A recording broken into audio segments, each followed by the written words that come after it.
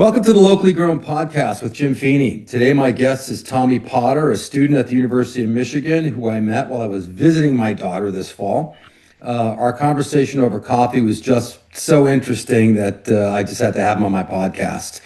I think it's critical, and for my audience, they've heard me say this many times. We have to elevate guys like Tommy and this future generation of leaders who are going to be so instrumental in the survival and prospering of our nation as time passes. We live in interesting times, as the Chinese say. The list of Tommy's accomplishments at such an young age is really kind of extraordinary. Grew up in Moline, Illinois, got bored with school, so he finished his high school degree at the University of Texas Online. Awesome. I was a competitive youth golfer and spent the summer in New York at the Hamptons as a caddy for rich entrepreneurs and financial industry guys, which gave him an opportunity, I suspect, to start building an elite network that he seems to have begun to harvest and really lit the entrepreneurial bonfire with him. But we're going to find out more about that. Last summer, he was an intern at Andreesen Horowitz, one of, if not the most successful venture capital firms in the world. We're going to talk more about that. He produced an award-winning documentary on the homeless as a U Mich student. I mean, look at what this guy's done already at 21. He's an undeclared major at Michigan, covers studies in philosophy, political science, and business. And for me, kind of speaks to his nonlinear way of thinking, which I think I might share with him. While studying at Michigan, he's also built a successful elite, for lack of a better term, headhunting company for young talent and counts many elite VCs and early stage companies as clients.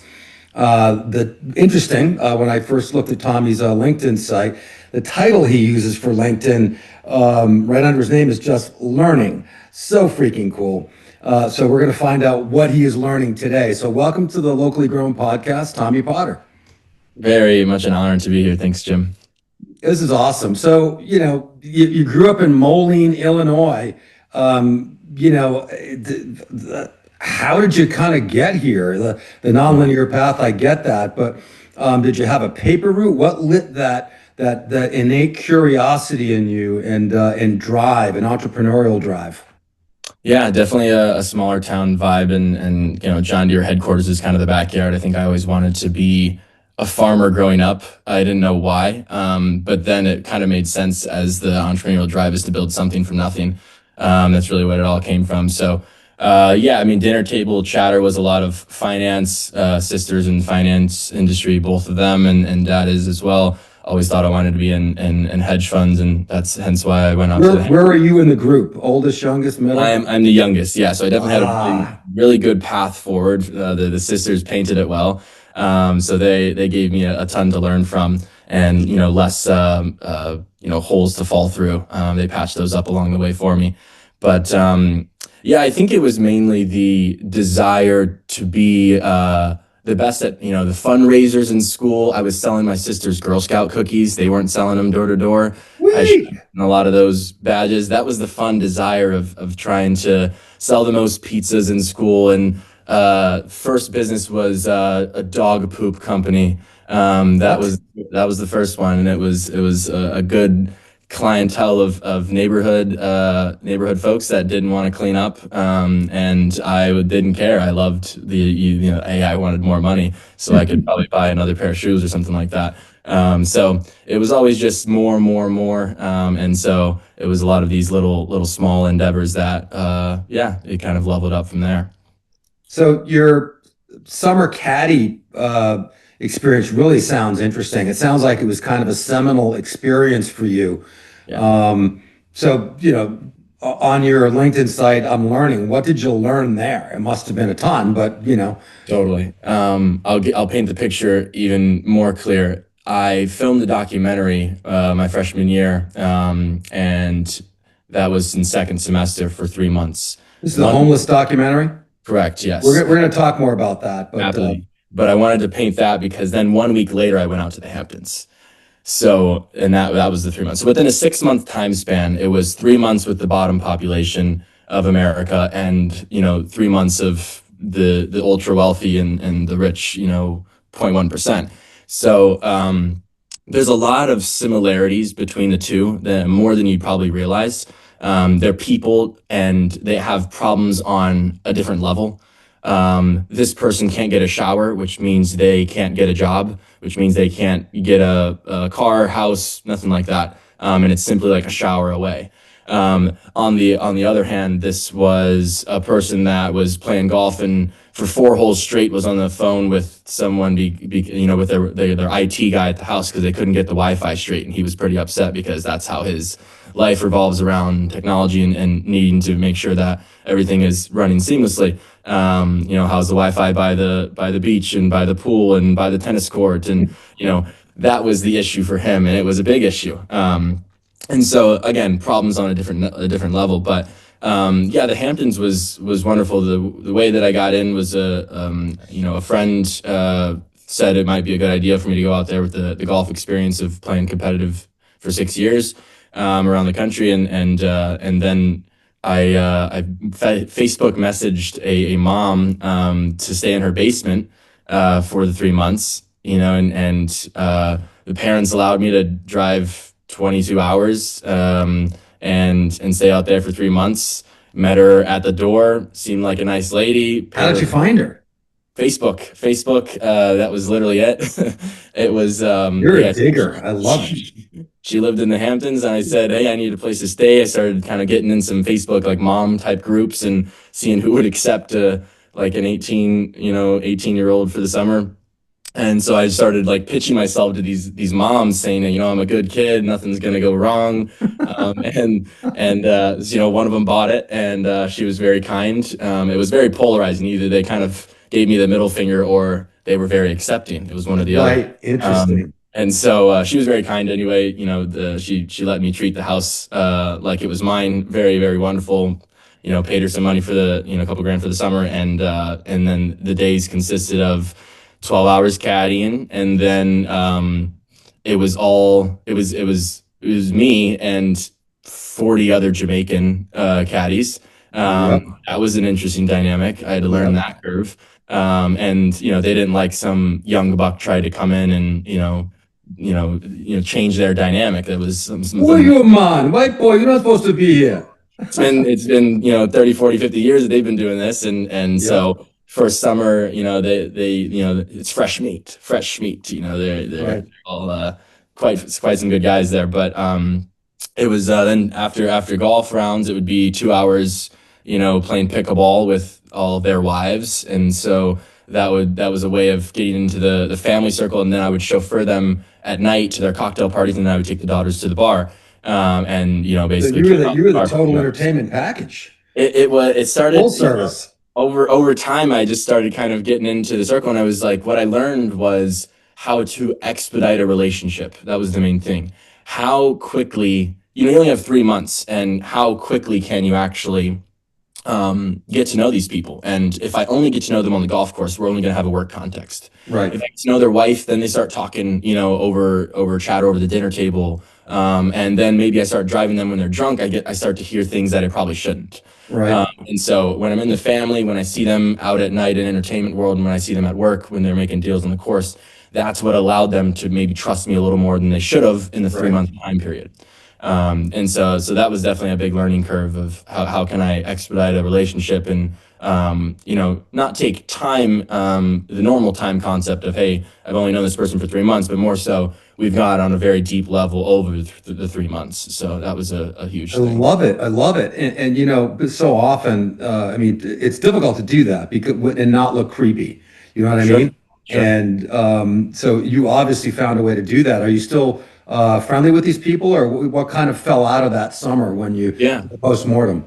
I think the story gets me farther and then what the Hamptons did itself. Yeah. And but yeah, there's definitely a lot of great connections. But I've really found that over the years, or over the yeah, I guess a little over a year now, is the story seems more impressive than actually what was going down in the Hamptons, and Right. that's sometimes gets me farther.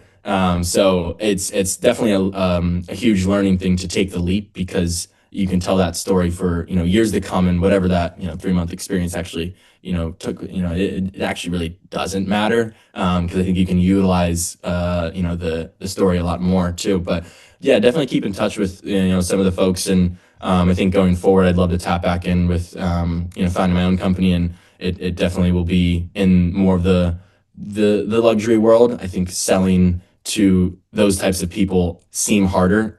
It's just something I enjoy. I don't want to sell a $20 subscription to Gary down the street. That's really hard to me.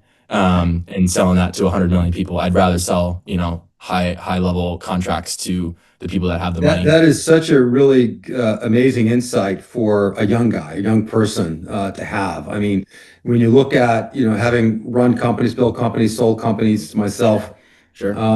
you've got to, and I learned this lesson the hard way, you've got to churn through probably 10, 15 people, salespeople, to get a good salesperson, right? Someone that's efficient with their time, understands how to hunt big game, and wants to, wants that challenge, because, it's the same amount of work, relatively speaking, to chase a small dollar account than it is a big dollar account. So if you're going to spend the time, you might as well, hunt big. Yes. So good for you.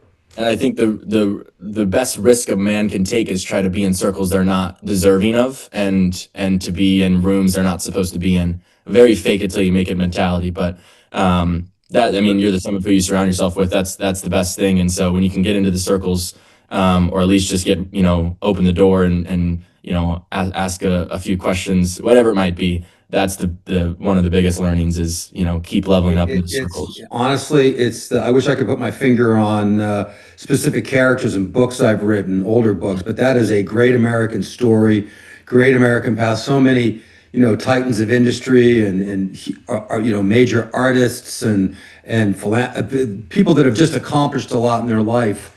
Have done it by just muscling their way in, not saying, oh, be pigeonholed by what people think you should be, by either where you come from, the color of your skin, anything, your gender. It's like, no, you just have to be smart, be kind, and be curious, and I'm letting people talk, because if they talk to you and they feel comfortable talking with you, everyone loves to talk about themselves. So if you can get them rolling, that's something that we told our sales folks, and it's really successful.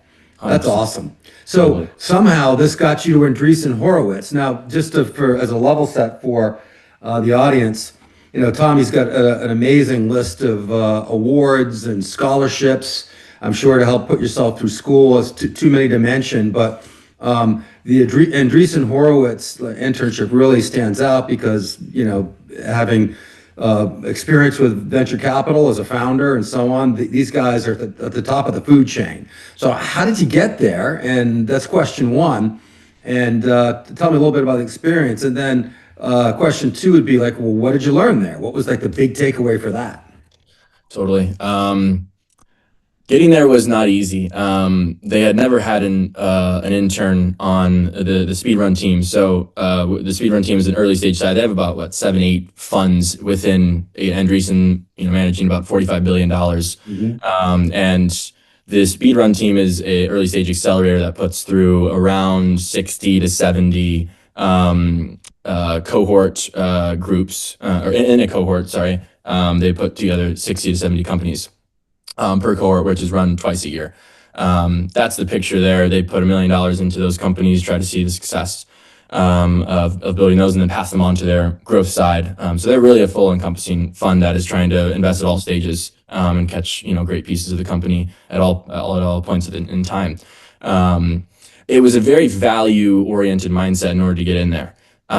You have to be an asset. And I thought I was an asset 2 years ago, and I was not filling my shoes, of course, because you keep leveling up your game. And I still, I probably think I'm an asset now, but in 2 years I will look back and I'm like, that was nothing back then. So it's very much, how can I provide value? How can I illustrate agency to these people? And that was all through a group that I was running at Michigan, and it started to transpire out of Michigan. Traveling to all different types of engineering schools across the country and on my weekends, instead of staying in Ann Arbor. And that was a way for me to provide value to these firms and startups. Was they need engineering talent. they also need really good founders. These were the two pieces that maybe I could provide some value for. The group is run about 9 retreats, and those are 20 people, no phones and substances for 72 hours. They're a pretty beautiful time for a lot of these people to start co-founding, hiring one another. And then I would post them online. They'd blow up and go viral, like 500,000 impressions online. And so starting to run these, and because they were kind of in these like 40, $50 million mansions, because they looked really cool. And I've since turned away a little bit from that just because I appreciate more intimate things, but it definitely got the attention online, which allowed me to get more engineers and more founders. They started forming a relationship, and it was, me sending free deal flow, working for free for a long time. That's how a lot of these work. And then soon enough, I'm in a position saying I kind of want to work for them and access and be within the circle, not just kind of staying on the perimeter. And so soon enough, they backed some retreats and saw value. They started to see companies funneling through, and they were investing. And so the asset hopefully started to come true, and the value was real, and that's how it kind of all transpired. My time there was awesome. It was a huge learning curve to see what actually goes on within the company. I was working with marketing teams and investment team, a lot of sourcing. But it was really a magical time to learn from, the best. They're really good at what they do, and just leveling up my bar of what is good. We can only dream to what we're exposed to. And so your definition of a really good engineer is really different than mine, because you've been exposed to different things that I have been to. And we all have a different level of engineer or founder. So learning their level was really important, because saying they're in the top 1% of my network, I don't understand what that is, to someone else. So it's really fun to continue leveling up that bar. And that's the most important thing, is just getting exposed and getting reps to more and more people. So this is, I think, so what Tom's, and I saw a video of one of your power hours retreats in Hawaii, I think it was, somewhere really nice. I want to go. That's really awesome. Was that during the Andreesen time, or are you continuing with this, or? They support a ton still, and yeah, the retreats, they backed the one in Michigan, which is $40 million mansion, brought together 20 people. That was really enjoyable in Lake Michigan. And then they did the Hawaii one as well. So yeah, the relationships definitely continued. I work less day to day with them, but they're still definitely continuous support. Was that now were those the sort of tech talent? Are these students at University of Michigan primarily, or is it a wider net you're casting across other schools?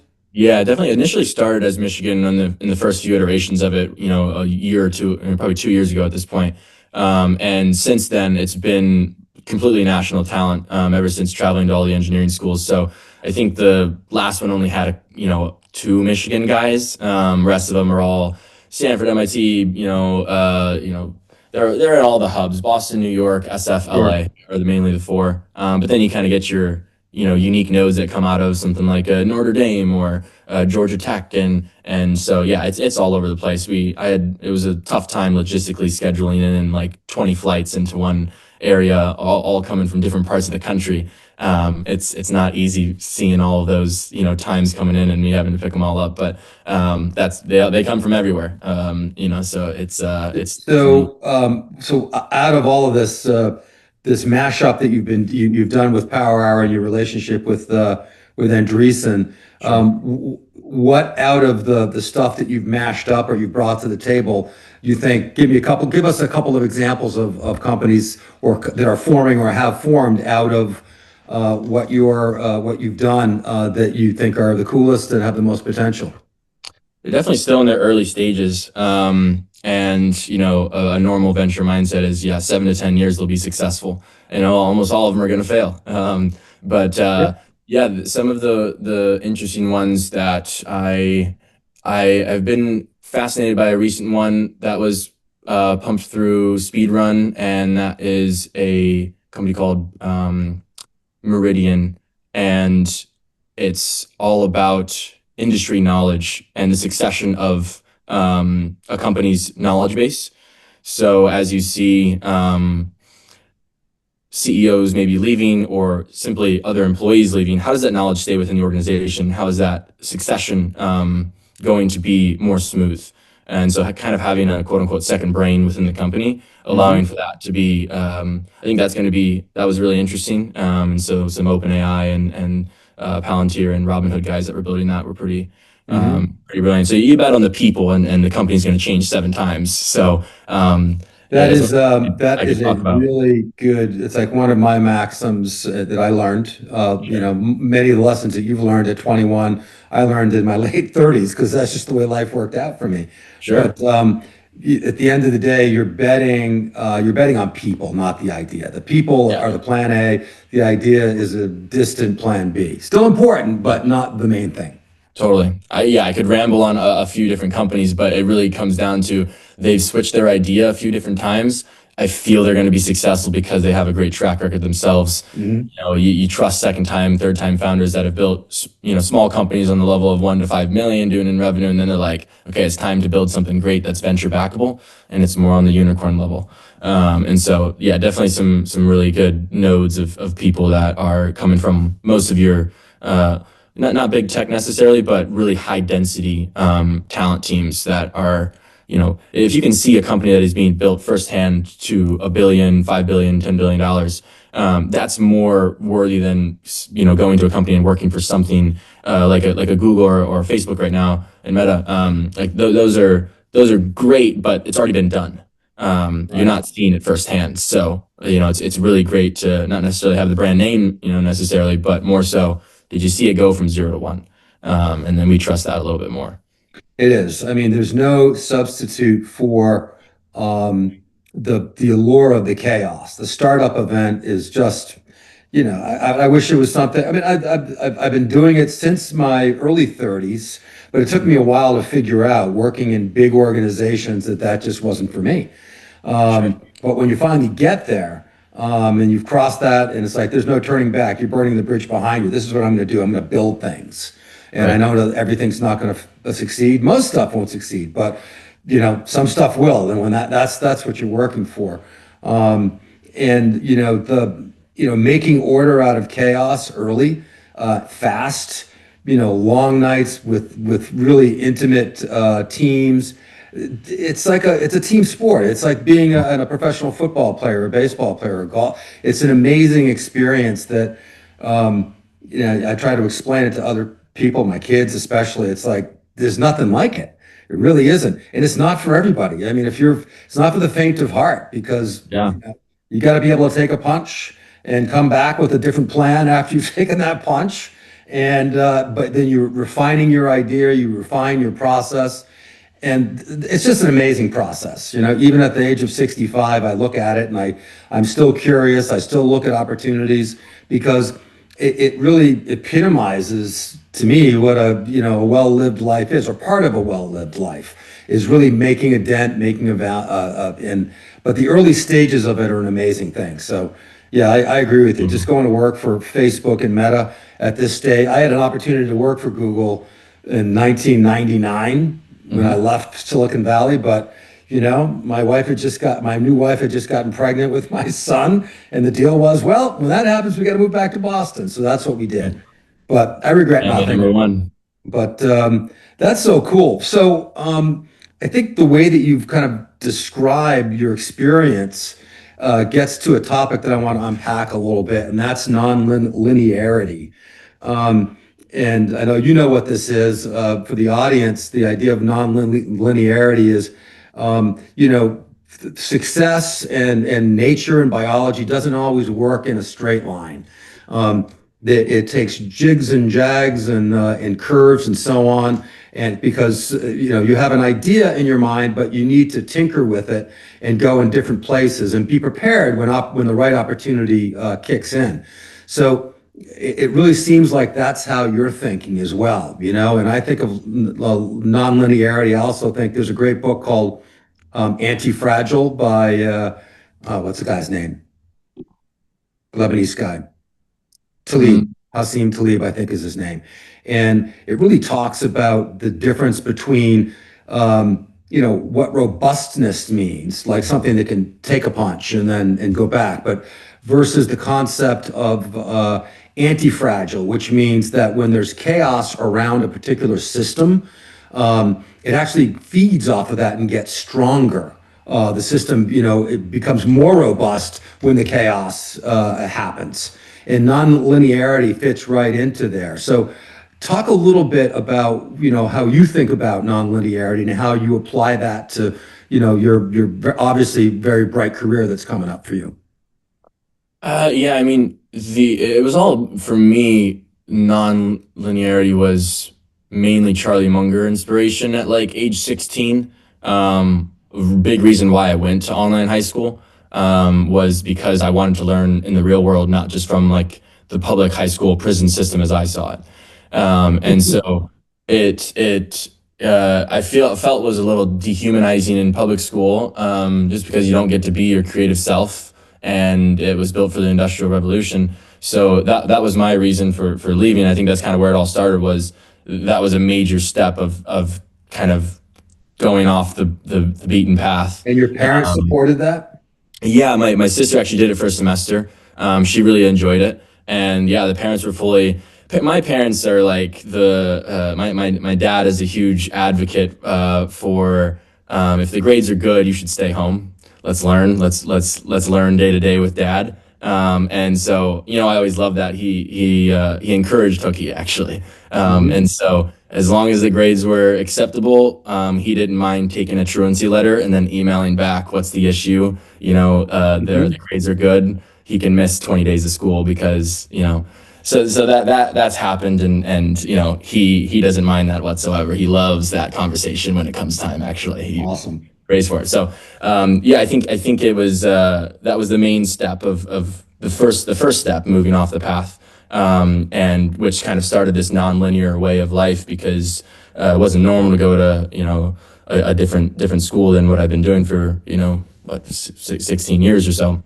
Then yeah, Charlie Munger, learning just about investing, then how to make those investment decisions were all his lattice work of mental models, and it was fascinating to learn that psychology had a huge deal with stock market and history and physics and all these different things, philosophy and Multidisciplinary. And just as a quick aside, Charlie Munger he recently passed away, was Warren Buffett's main partner. So yeah, they go hand in hand with one another. A lot of people think that Charlie was somewhat the brains behind the operation, at least on the investing side.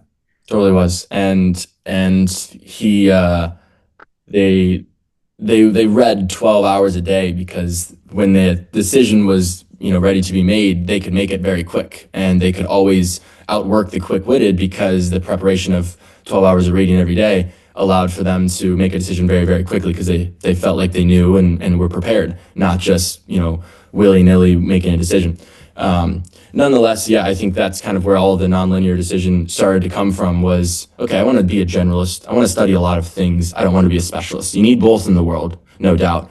But if you look at the top 5 companies, and you look who they're built by and their backgrounds, it's all by people who are polymaths, people they care about learning about multiple things, and you can be a specialist in a few different areas, and really understand it on a deep level. And so that was my reason for kind of creating more of an independent degree at Michigan. And so it's studying psychology, philosophy, poli-sci, and then business, kind of putting that all into a startup and financial mindset.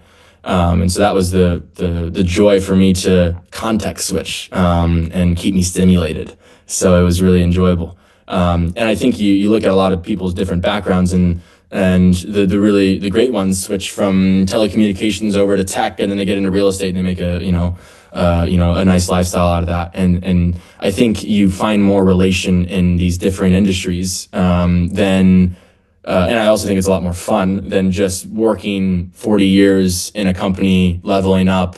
That's not the lifestyle I want. I can't do a 9 to 5. I can't, do it someday and then retire with, some money and then think I can travel at 60 and maybe I'm less mobile, unsure, right? And so it's how to do things quicker, and the lifestyle that matters is often promoted in the nonlinear world, to get there. So That is just so cool. Yeah, I mean, oftentimes, money's a motivator. There's no doubt about it. But sure. along the way, if you're not really enjoying yourself, and the different regions of your brain are not firing, in a optimized way, Hmm. then work can get really boring. I don't care what you're doing. Yeah. Yes, and I just think of the CEOs that I know, guys that I hired, like my CEO at my last company in Servio, John McNeil. Um, you know, when Bain Capital came to me and said, "Hey, we love your company. We're going to invest in you, Jim." And during the diligence, we had this guy that looked at Servio and said, "I think it's a phenomenal opportunity, and I'd love to run it." And it's like, Mm. really? So you wanted to bring this guy in as a CEO? I'm the founder and the CEO, but once I met him on the ski slopes, nonetheless, because as it turns out, our entire board were all good skiers. So we would Mm. have board meetings up in Vermont during, powder days and so on. I met him skiing, and he was younger than me by 4 years or so, 5 years. Yeah. He was just so smart, and he had skills that I had skills that he didn't have, but he had definitely had skills that I didn't have. How to scale big companies, how to exit, because he had done those. Sure. That I said, you know what? Absolutely. This guy can do a better job of it.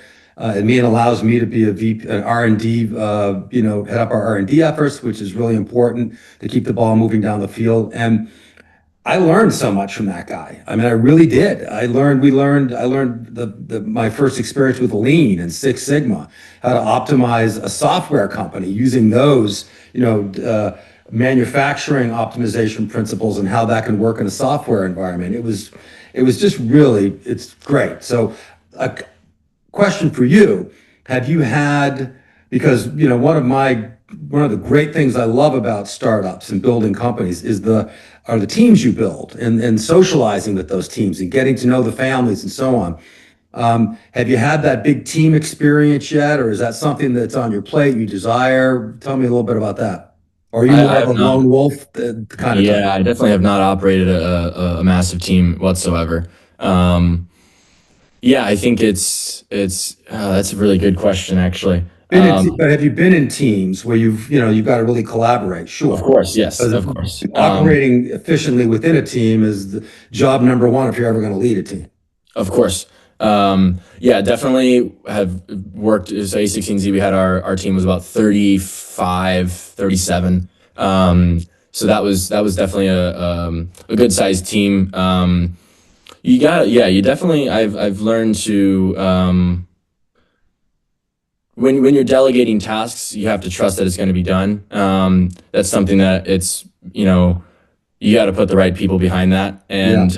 And so especially when looking at engineering time, on calls almost all day with just new engineers that are, desiring maybe to hop ship and go to different companies. And so that vetting process has been really fun for me to see what is good and what is not, just from, thousands of calls at this point, over the years. And it's been really enjoyable to understand, what is needed. So like agency, I think, is one of the most important things. Will things get done without necessarily me asking? And I feel like I've honed that trait myself, and love to just do things that feel right. And then if it was wrong, ask for forgiveness, but constantly asking for the permission is sometimes going to get in the way of being productive. And so you're definitely going to, mess up. I've messed up plenty, but you're never going to necessarily be at fault for trying to, push the company in the right direction or push the team in the right direction. If it was all with good intent, then, I think you're going to be a great asset. Kind of just staying stagnant in your shoes is, definitely worse, and might get you tossed. So yeah, I've had my share of definitely working in small teams like that of 30, nothing really ever much larger. I think the best teams are more 8 to 10 size. Totally. Smaller teams are better. Yep. Yeah, like Palantir was like, that's a great example of when I was in their office. They have a flag, and they have about 8 to 10 people under that flag. And that is where you start to see this group of people really excel in an organization that's probably, 1,500, maybe probably more at this point. But that's a massive organization that still operates in a meritocratic way, and a very very so much a startup these days. Carp is brilliant with that, and you see a lot of people copy that model. Spotify was probably even before doing that very similarly with the engineering circles, and it allows the people to have the utmost autonomy, but then the company alignment is when you have these small teams. They understand the mission, but they're able to work at a very agentic level. And so that's a major learning for me. Yeah, I mean, agency is one of the most important. Are things going to happen now? The busiest people are going to respond within 2 minutes. And that's I sometimes am a weirdo for responding so quickly with my friends. And they're like, why do you respond like within, it's just how work bleeds over to friendships and other relationships. So, I'm not playing the normal game of, you text in 30 minutes, I got to text back. No, it's got to happen. It's got to go. It's got to happen now. Absolutely. It bleeds over. If it takes, email is a blessing and a curse. I used to say, Yeah. all right, to my teams, if we can solve stuff over email, we can do that, right? Meetings, if we don't have an agenda for a meeting, and I need to be there, I shouldn't need to be at a meeting, but if I need to be there, because my job as a business leader is to solve problems that you have. So if you're hitting roadblocks or obstacles, with your agency, then that's my job to step in and help bust through those. But if it takes more than 2 emails to get some kind of consensus, then this is not something that can be done over email. Then we need 100%. Yeah. I think that's a major thing is moving quickly. And, you do it with a lot of thought and preparation, of course, but that's why you can make those decisions quicker, is because of the preparation. You're not moving just, without delay at all haste. So, being a recruiter of elite tech talent, Sure. I'm amazed, being as a technologist as I am, I also think you're hyping it up a little bit more than it should be. I'm happy to send, Well, I mean, my question is this: you're paying attention to a lot of it. You're even though you're young, you're sourcing talent for the best companies in the world, the most innovative venture capital people that are wildly successful. So you don't just get to get that position, if you don't have some chops. But in my world, building software was way different than it is now. I cannot imagine building an Inservio now in the world of AI, where AI basically is encroaching on, in a severe way, entry-level coders, entry-level coding. Well, not even that, entry-level law. I tell my daughter Emma, who's wants to be pre-law, I say, honey, you got to stay ahead of the way, because all of this knowledge economy that we built, that my generation built here, to automate and add value and increase productivity, it's done all of those things really well. But at the end of the day, it's become, and for decades, we've told our kids, you got to go to college. You got to be part of the digital economy. No one wants to work in the fields anymore. We're beyond that. And there's obviously some truth to that. But at the end of the day, now that we've put everything into one place, that really smart people have found, generative large language models that can mimic human thinking, or at least mimic and get answers faster. The AI is all of those knowledge-based jobs are going to be at risk. So you really have to figure out where you add value. Where is your agency that, going to be keep you ahead of that curve? So someone of my generation looks at that and go, holy crap. I mean, I would not want to be, if I was going to be starting a software company nowadays, it would obviously have to be AI driven, and you're going to need the best talent. You're just going to need to have a corpus of data to train and have different skill sets than solving a particular business problem that was really kind of easy for me to see and go build something for, 20 plus years ago. What do you think about AI? Is this something? Where are the opportunities? Where are we in a bubble? Yes, we're definitely in a bubble. We're in an investment bubble, but that's okay, because it's going to plateau from there. But we'll have something akin to the late 90s when the tech bubble burst and pets.com and all these crappy companies out in Silicon Valley. And I worked for one. They all went bust, but Google didn't, and neither did eBay and Yahoo and a whole bunch of other stuff that gave us the internet.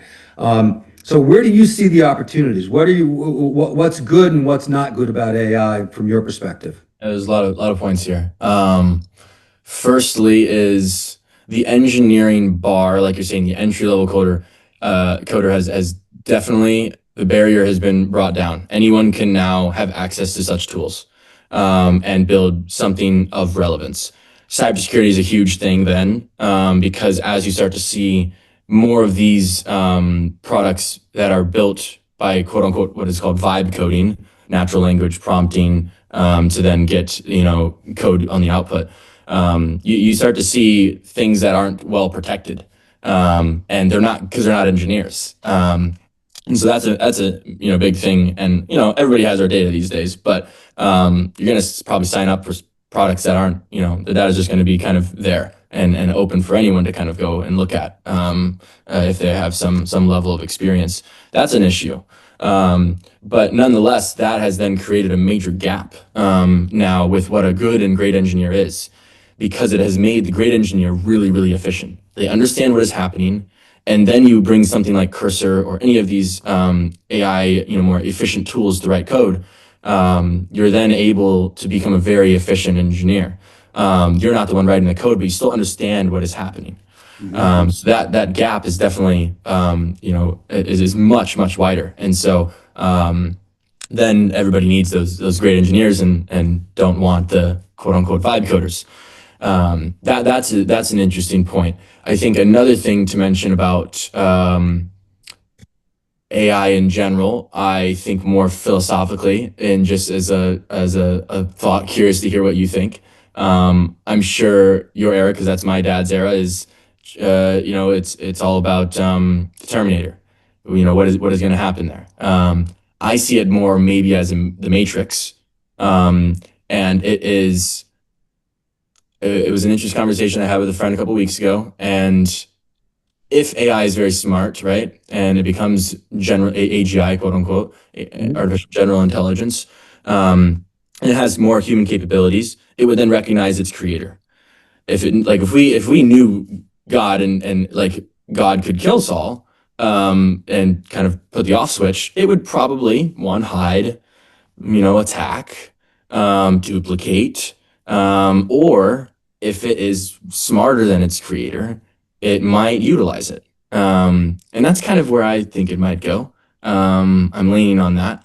And so utilizing its creator and thinking that we're free and still operating with free will, yet under their control, I think is a pretty interesting outcome. That would be a bad outcome, but it would probably be bad, definitely. But at a point where we are trusting the system, and I think we're seeing this slightly already, but at another level where ChatGPT 9 comes out and we are trusting its decisions and we're not even really understanding why that is or even understanding what it's maybe saying, but it's like we trust it to that degree.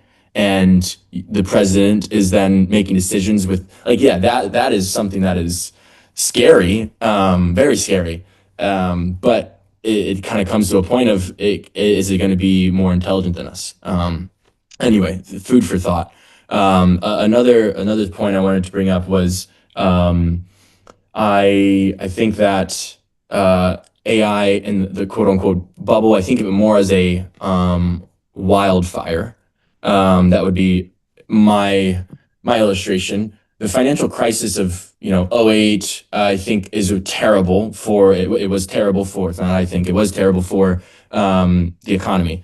Dot-com bubble wasn't necessarily terrible for the economy. It was, of course, a major bubble that burst, but a lot of great happened. Nothing happens great from a financial crisis. And on the flip side, you have great companies that are being built.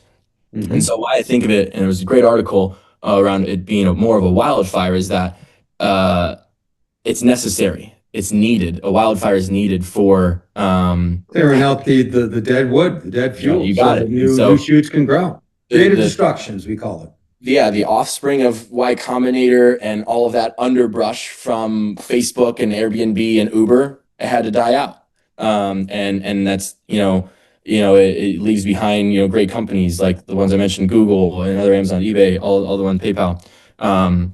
But that's kind of a really interesting point to then see. Yeah, I think that we're funding NY Combinator right now, a kid that has one great internship and is now building an AI product, and we're giving them 500 grand. Why is that? That's kind of the tipping point to me. And it's kind of happened for maybe a batch or two now. And they seem, like decent engineers, but it's just a bunch of BS in AI for this, AI for that. So there will definitely be a correction in both the market and in venture. Did venture lose out mostly in the dot-com bubble? Yeah. But was it great for the world to have all these more, tech-enabled services? 100%. And so, yeah, I think the brush is definitely going to, need to be burned. And when that time is, whether it's, 6 months or whether it's 3 years, I think there obviously will be a correction, but there is more depth to AI. Totally. That's a for sure a fact. I think that's a major point for all this moving forward, and also a really interesting thing when analyzing the markets over the past 2-3 decades. The rebound is quicker every time. I think it's partly to do with Robinhood, and the democratization of being able to trade. You don't necessarily have to be wealthy to trade anymore, like maybe you needed a broker back in the 90s, say. Yeah, all that's been disintermediated. Exactly. And so you start to see the what maybe took years of revival is, what was it in 22, 6 to 9 months to a year? Like it was just a lot quicker.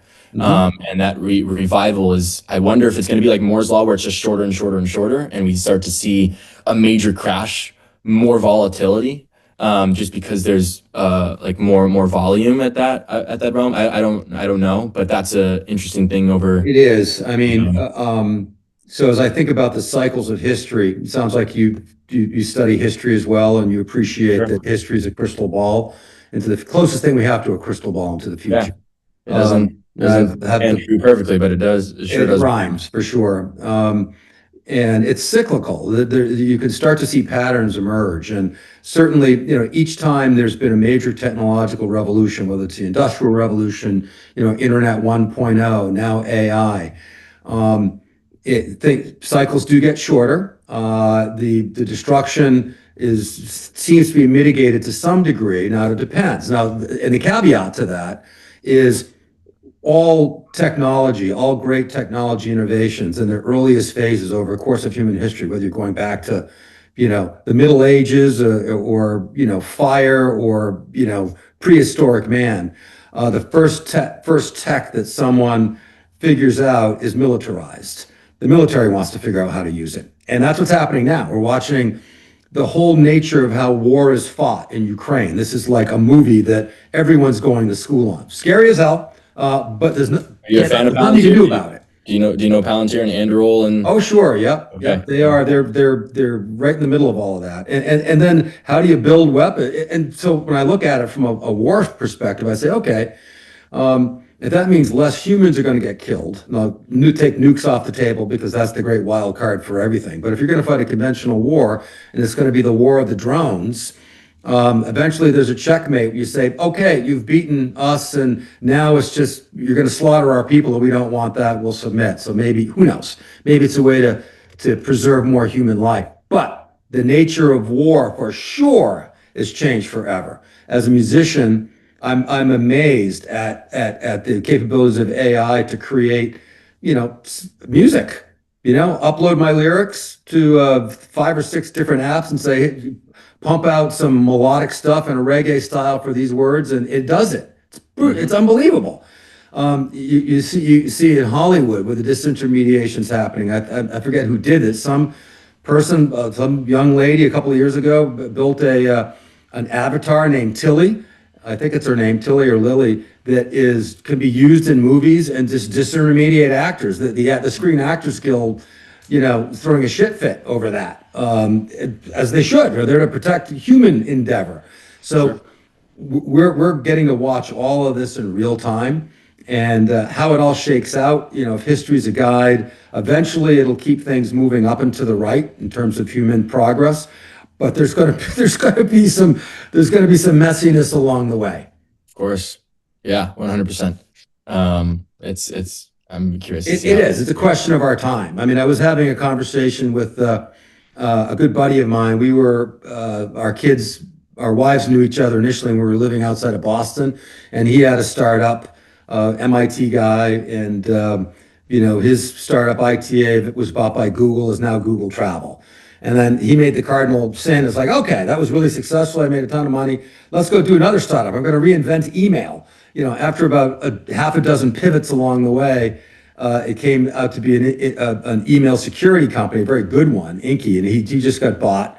So he's got a little time on his hands now, and they're coming down here for New Year's. And I don't know how we got in the conversation, but it was like, UFOs and aliens and so on. If I wanted to explore the cosmos, humans can't do that, at least nowhere that we can imagine now, just because of the limitations of the speed of light. Wouldn't it be better just to send out 1 million or so AI chatbots in all direction if we want to make connection with some sort of intelligent life forms elsewhere? And I said, yeah, you're probably right. But, I think what we ended up with that, and we're going to continue this in over New Year's, is like, what is the limit of AI? So what is where do you begin to see the limit to what it can do? And I said, okay, maybe it's just biology.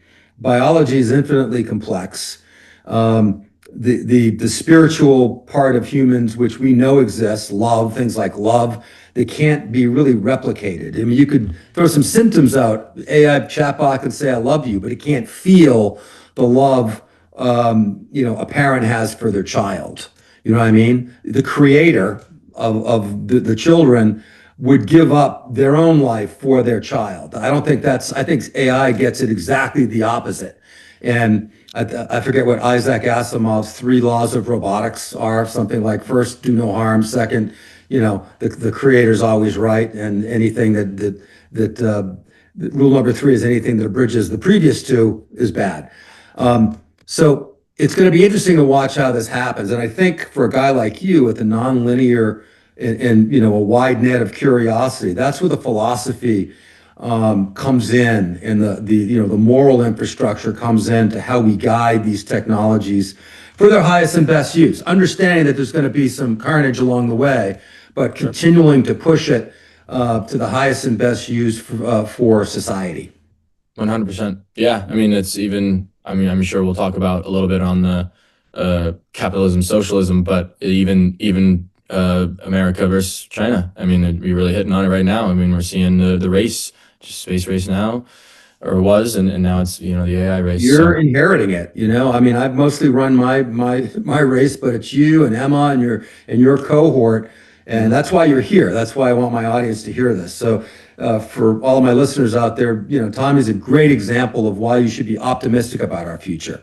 We have young people like this that are really bright, that are, they're just brighter and more on the ball than I was in that age, at that age for sure.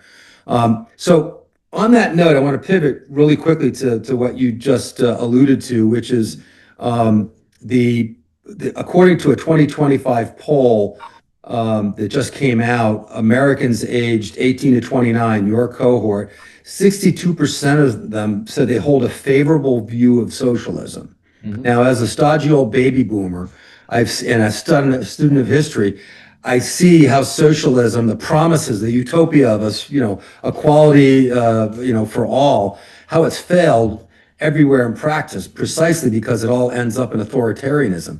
How do young people in your cohort, and I'm sure you've known a bunch of them, how do they not see the difference? Now, capitalism's messy for sure, and America has had, it's not perfect. We have our warts, but ultimately we're the best and finest example that the world has to offer for creating the most wealth and prosperity for the greatest number of its citizens. How could they think that socialism is better? It's a great question. And I don't think I have the perfect answer, but I think that when you don't have people participating in the system, they turn against the system. Simple as that. And Right. I think if we're going to be, ignorant to think, why are they doing that? They're stupid. It's more of like, why are they thinking that way? What, we gotta, if it's 62%, I think it's like 70% of millennials too. If it's really that large of a number, we have to understand, okay, like what is going on? Why would they think this way? And not just, pointing fingers at people that are stupid, because I feel like I could do that all day, and Sure. it's not going to get us anywhere. And so I think that it was, Peter Thiel's did it 2020 email. I think it went viral on Twitter. He said it perfectly. I'll roughly try to remember, but it was along the lines of, if we're going to have people that are basically going to have negative capital for a very, very long time, if we're going to have people that can't buy a house and have student debt, and they can't get out of the cycle, of course, they're going to turn against a system that they're not participating in. They don't have an asset. They don't have anything. And so that's I think a broken generational thing. We're starting to see, like, okay, the Trump accounts coming out, being able to accumulate wealth, $250. And if you max that out, it's something like, a few $100,000. Like there's ways, in the Dell family being able to, send some, billions to that initiative. Whether that's the way, people start to have a stake in the capitalist system, maybe that's, something. But I think for your generation, it was more affordable to buy a home, and you have an asset and a real estate that then is compounding. Compounding interest is the eighth wonder of the world. If you're not going to get a participation in that, of course, I want what everybody else has, and a socialism view is very attractive. And I fully understand. I feel like at this point why people turn against it. They're not in the system, W-2, and they're taking all the taxes. When you tax the wealthy, you're not taxing the wealthy. You're taxing the hardworking wealthy. You're taxing the lawyers, the doctors, like not the people who have businesses who can use the system to have no wealth. I mean, being a patriot is probably, utilizing the tax advantages. So I mean, to turn against the system makes complete sense. But then they're illogical to think by raising taxes that, you're going to benefit and take money from the ultra wealthy. That's not going to happen. It's from the somewhat wealthy that make 300 or 400 or 500 grand or $1 million on W-2.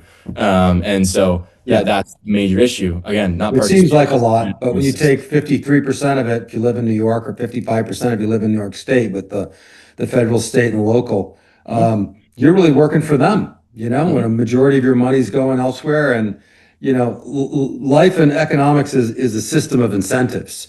And if you take the incentives out with socialism, then everyone has an equally crappy life. Healthcare, you name it. Yeah. And if you need any, I would encourage, I do this with my kids and their friends, is go take a look at Great Britain and most European countries, and you tell me if you really want to live there, because you're quashing incentives. Everything that you're doing now, is antithetical to a socialist mind frame. You're an outlier. You need to be tamped down. You got to get with the program. We'll tell you what you're better at, and so on. And to me, that just, again, it mystifies me. But as I said before, we did it. We sent our kids to the schools. We tolerated what was taught in public high schools, like you mentioned, the prison system that is public education. Don't even get me started. I've written and podcasted much on that over the past 8 years. If there's one thing, if I had to fix just one thing in America that would have a multiplicative domino effect, it would be our public education system. Just start with that. All things will be well over time if you just fix that, so that kids can be curious and they can learn real history and learn how to use to crunch data and to look at patterns and so on. Like you mentioned, equally crappy though. I mean, if everyone's to live the equally crappy life, that seems better than me only living the crappy life. Well, that's true. That's Schadenfreude, right? Like it's like we're all in the same bucket. But Yep. the history of America is that has not been our history here. So I could see how that might appeal to a country like China or Russia, and others that don't have any history of democracy. We have 250 years built up of private enterprise and incentive system and freedom of speech. It's all outlined in our Constitution for all to see. And it's going to be tough to take that away. Russia, there's been no history of democracy or a democratic republic. China, absolutely none. So it's still, we're the light of the world as far as that goes for now. But it gets concerning when you've got the next generation that sort of looks at that, and you've cited all good reasons that they're not participating in it.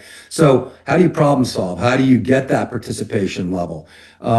Too many people think that that's the job of the government to do, but it's not. That's your job. The government's job is to get out of the way, which means a significant reduction in its role in our society. You want to fix it? You need to significantly reduce the incentives not to work in our social welfare system, which is being looted. It looks like, every stories all over the place of the fraud that exists there. And even worse than that is it takes the promise of a young person that has all of their life ahead of them to create great things, and they're kind of a prison of their own victimization, of a system that is designed to keep them imprisoned. It's terrible, terrible. But again, problems that we're going to have to solve. I would love to see, some solutions come out of the private sector from young people like you, whether it's how you communicate, interesting ways to, you talk about shortening the time of a relationship, of building a relationship. How can we shorten the time it takes for some people that might have gone to school for years to really understand important things like compound interest, right? About maybe it's experienced it firsthand, and experience it. Have something that provide a system where their incentives are everywhere. People are investing, taking chances, learning. There's a social safety net, but it's not a way of life. It's exactly that. It's a last resort. I think that's the kind of America we've got to kind of reimagine in a modern kind of way. Yeah. Well, Tom, I think our time is just about up. I want to be respectful. We're about an hour now, but I want to finish with one thing: a bunch of rapid fire questions with quick answers, just to put the cherry on top of getting to know Tommy Potter. Sure. So I alluded to it earlier: aliens, UFOs. You believer, not believer? What do you think? Yeah, there's other life form. Okay. ChatGPT, Gemini, or other? They change every 6 months. Right now, I'll go with Gemini. Okay. What do you use most?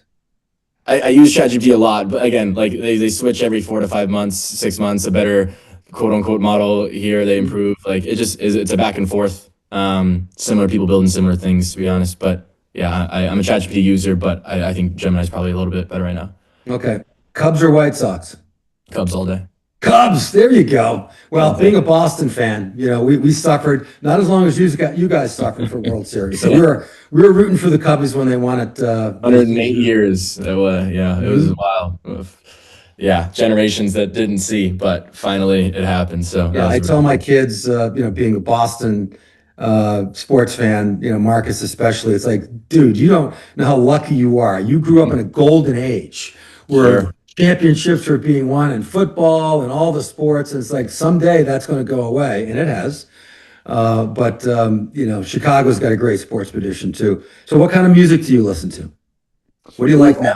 All over the place. I'm gonna go. There's definitely a lot of country. It depends on the location of where I am. Very much of the time, but definitely a lot of country, classic rock. Dad has the dad rock in there as well. Dad rock, of course, Seether, Papa Roach, all those. I think there's definitely some reggae when it feels more island and beach time. Definitely all over. I'm a healthy mix.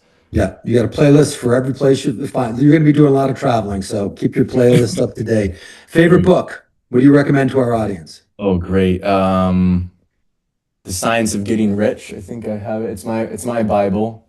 It's up on my shelf somewhere. It's the philosophy of everybody picks it up trying to think they're going to how to get rich, but it's a very deep philosophical conversation about adding more value to the world than you collect.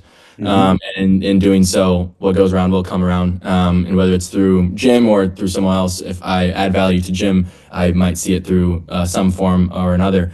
I think that's, elevating the lives of others will elevate yourself. Paying it forward. What's the name of the book again? The Science of Getting Rich. It's only Science of Getting Rich. Very cool. Favorite food? If you got one food to eat on a desert island, what is it? Pizza. Family owned a pizza shop. Had to. Family owned a pizza shop growing up. It's part of the family owned a pizza shop. Yes, it was where I hung out when I skipped school. It was, the good days. Fun time. Any kind of pizza, or you got a particular favorite? Macaroni and cheese all day. Macaroni and cheese pizza? If you haven't had it, you got to do it. I'm Italian. My grandmother's rolling over in her grave just listening to that. But that's okay. We'll take it. Favorite movie? Ooh, Shawshank Redemption. That's a great one. Good pick. Very good. Yep. There's always redemption. Always, there's always forgiveness as long as you're smart.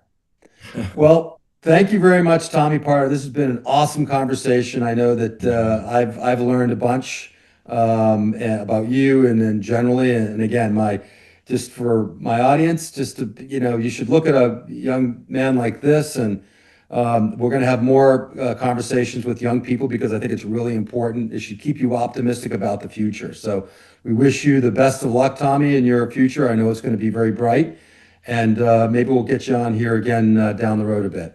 Thank you. I got to start a podcast. I got to get you on mine or something. We got to pay it forward, right? I appreciate it. It's really fun. Thank you. You bet. Take care, man.